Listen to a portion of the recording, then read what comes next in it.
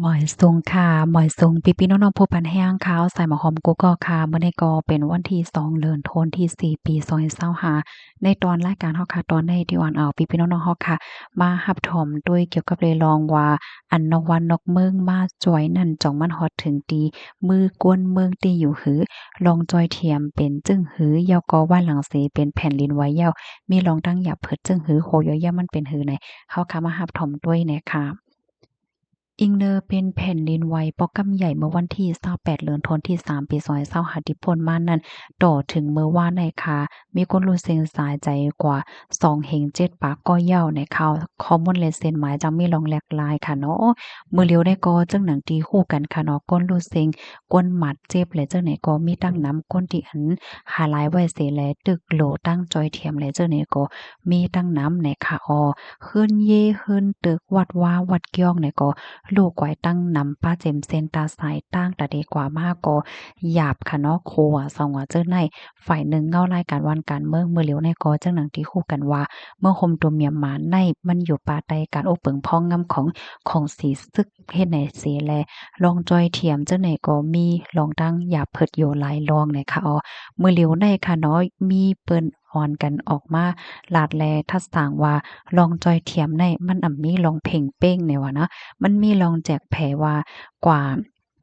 จอยดีนั้นจอยดีนั้นเฮ็ดไหนเนาะอันที่แลรับพรตุ้มยอนนำเสและแลรับตั้งจอยในแต่ก็มันเป็นในปึ้นที่อันฝ่ายลูกพื้นเขาก้มกำไว้นั่นเฮ็ดจั่งใดคะอันที่อยู่ป่าใต้ของสิซึกมานเขาก้มกำซื้อเฮ็ดจั่งใดเนาะอันในก็มีลองตั้งอย่าเพิดลองจอยเทียมคำถึงว่าเฮ็ดไหนคะ เพราะว่าเฮาคามาด้วยในเมืองห่มตุ่มเมือเหลียวในค่ะโครงสร้างปื้นฐานหลายๆเมียวก็ไหลรับพรตุ่มย้อนเปนว่าแผ่นดินไหวในเดะที่ว่าเนี่ยค่ะเอามังปื้นตีในไฟฟ้าก็ขาดมีไฟฟ้าใช้ขาดน้ำแซนสายอาหารราตั้งกินจังไหนก็กลมทนเส้นตาสายตั้งโคเลยจังไหนก็ลูกก้อยกวนปังก็มีตั้งน้ำกว้างเฮ่อหมินมังตีเนี่ยก็มันไปจังใจการไล เตๆก็เพราะว่ามันเลยรับพรตุ่มย้อนเพราะว่าแผ่นดินไหวและเจ้าไหนตาเตเอาเฮ่อเมียนลงกึดไหนก็เป็นลองตั้งหยับเพิดลองต่อโคของและเจ้าไหนก็มีตั้งหยับเพิดไหวเฮ็ดไหนตาเตต่อตั้งกินตั้งยำโคนงตั้งไหวเข้ากว่าจอยเทียมก้นอันทบเพในพื้นที่ก็มีลองตั้งหยับเพิดก็เพราะว่าเส้นตั้งก็มีลองลูกก๋อยป้าจังไหนเขานอกเหลือเส้นนั่นอันเป็นแผ่นดินไหวไหวเลื่อนอันห้องว่า after shock อันมันอันเป็นมาจอมตั้งหลังนั่นก็เฮ็ดให้เฮิรนตึกอันกวนอันจำกวนปังกวนปังไหนก็ตื้อกวนปังมานำแทงแลไหนยิงแค่นมีลองตั้งอย่าเพิดว่าจังไหนคะเพราะว่ามาด้วยที่ในเมืองห่มตุ่มเมียนมาในก็ได้เลยว่าไหลคบทบยาเพอยู่หลายๆจื้อหลายๆเพิงหลายๆมิ้วเฮ็ดไหนคะเลยฮู้ว่ามือแต่เลยว่าจังว่าไหว้ให้ยืดอาณา อำนาจยึดอำนาจค่ะเมื่อพ้องปี2021นั่นค่ะก็มีปังตึกกลางเมืองเสียวก็มีเฮ็ดให้กวนวันกวนเมืองในเมืองห่มตุ่มเมียนมาในอ่อนกันยานเฮิรนก็อยู่ต่างวันต่างเมืองในหมอก3ล้านก่อเจ้าในเฮ็ดให้เฮแลมีกวนรู้สึงสายใจหมอก6เหงก่อเนี่ยค่ะเฮแลมีก้นถุงยาเอาตั้งพิษใน20,000ปลายในอันนี้ก็มือปานยึดอำนาจเมื่อการเมืองสุกเฮ็ดจังได๋นั้นค่ะน่ะเนาะอ่า มื้อเหลียวได้เขาก็ลาดว่าโหปากแหล27.49ในมีตื้อต่างจังอึบอยากนั่นน่ะเนาะกวนหวานกวนเมือง27.49ในเฮ็ดไหนคะอ่อนนาได้เป็นแผ่นดินไหวในค่ะก็มีกวนเมืองห่มตุ่มยามหมาหมอก20ก่อเจ้าใน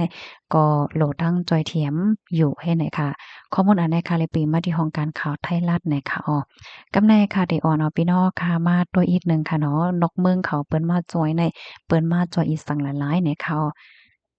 แขค่ะแขเนี่ยก็มอบเงินจอยเทียมค่ะเพราะว่ามาตกเงินไทยเนี่ยก็ได้ตกอยู่หมอก4ปาก70,000,000 บาทเนี่ยเนาะปยก็โคของเหมือนจั่งหนังเต้นเป็นได้เรียกว่าจั่งซุ่มอันเป็นเหมือนจั่งว่าที่อยู่ที่นอนเฮ็ดจั่งใดนะยาหยาเห็นแลเอ็นแรงกล2ปากก้อค่ะแล้วก็หมาจอยเพ6โตเนี่ยกำในไทยค่ะ ไทยในส่งเจ้าหน้าที่ส่งซึกไทยค่ะเนาะ55ก่อกว่าจอยเทียมจอมหาก้นตีอันหาหลายไว้ค่ะปยกจอยยศยาเนี่ยกำเนิดมาโดยอินเดียค่ะอินเดียในส่งฝ่ายจอยเทียมเพและหมอยา1ปากเศร้าก็ 1ปากเศร้าก็ปยก็ปันกูนอนค่ะเนาะมันนังว่าเอาก้นเป็นม่านนอนหรือมันใน60กูในปยก็โคของใจตื้อแหละเจ้าน่ะกำในมาด้วยราชาในส่งก้นฝ่ายจอยเทียมเพศใน1ปากเศร้าก็ปยก็เคิงใจโคตื้อเนี่ยค่ะกำในมาด้วยทางอเมริกันในมอบเงินจอยเทียมเพราะสอนเงินไทยเด็ดตกอยู่70ล้านบาทค่ะค่ะ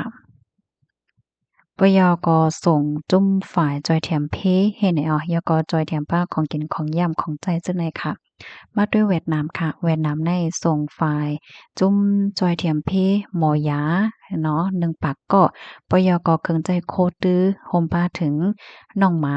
าจอยเทียมเพเฮ็ดให้ค่ะเนาะเฮ็ดแลเงิน10ล้านบาทค่ะสิงคโปร์ค่ะสิงคโปร์ในส่งเจ้าหน้าที่มา78ก็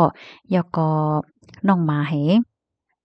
แล้วก็มอบเงินปันค่ะเนาะมอบเงินปัน5ล้านบาทนะคะอินโดนีเซียค่ะส่งเจ้าหน้าที่มา73เกาะปยกเครื่องใจโคตื้อกำในมาด้วยแทงจะจึงลมฟ้าค่ะมอบเงินจอยเถียมเงาไล่คึกคัก8ปาก50ล้านบาทนะคะอันนี้ก็จอยผ่านโครงการอาหารร่างกินโลกนะคะปยกของการฝ่ายป้ายอยู่ลีลมฟ้าใน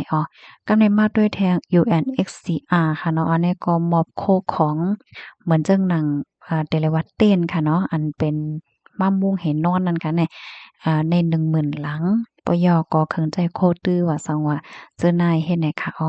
ค่ะอันนี้ก็เป็นลองดีอันนอกวันนอกเมืองเขาเปิ้นมาจอยแถมนั่นค่ะน่ะเนาะหรือนั่นก็มื้อเหลียวในเฮาค่ะก็ไล่หันค่ะเนาะผู้มีน้ำใจเจตนาผู้มักมีหลวงผู้ห้องความผู้ตรงหนึ่งตรงวงก้น จุ่มลูกเพิ่นจุ่มยิบกองกลางเจ้าเคยยก็จุ่มตรงหนึ่งหลายๆจุ่มค่ะเนาะก็เลยออนกันมาตรงหนึ่งเฮแลจอยเทียมพานในปอกกำในวานังในค่ะพี่น้องค่ะที่รับถอมยอไข่ปันตั้งหันถึงรับเพิ่มเทียมข้อมูลไหนก็เพิ่มเทียมมาเลยอยู่ค่ะเนาะหนังเฮอพี่น้องค่ะบ่ได้เลยรับรู้ค่ะเนาะยอก็ข่าวเงาอันเป็นอยู่มื้อเหลียวในนั่นค่ะเนาะก็แค่นรอใจกันสืบเพิ่นแพ่แชร์ก่อนใส่กำเนี่ยค่ะมื้อเหลียวได้ก็มันหลีไม่ใจตอนดากก้นที่เลยรับตั้งจอยนั่นค่ะน่ะเนาะค่ะ ค่ะหมวยสงค่ะหมวยสงกกอกค่ะ